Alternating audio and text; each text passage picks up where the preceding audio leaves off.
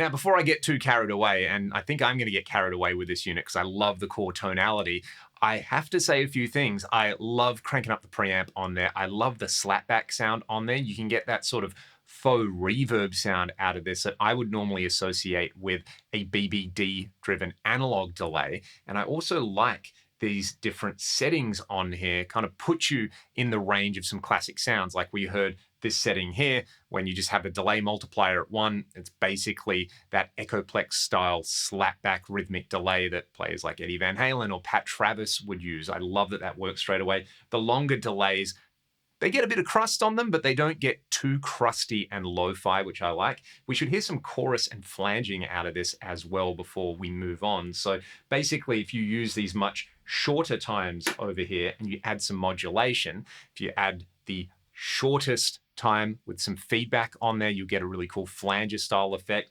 This one over here will be great for chorusing, especially if you dial up just a little bit of depth on there, because it can get kind of crazy. So let's have a listen to some of those sounds.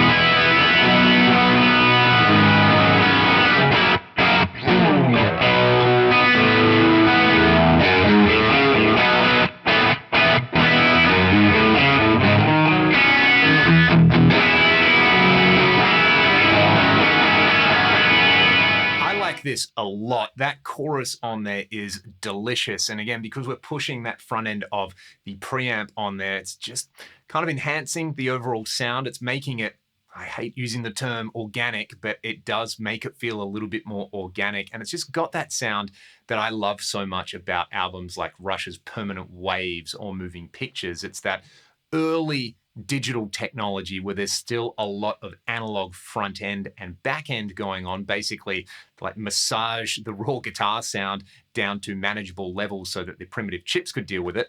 I like that so much. What's cool about this is this has a phase reverse output on it. So if you want to run it in stereo and get that gigantic sort of wider than wide thing happening, you can do that. Let's have a listen to it, first in mono and then in stereo.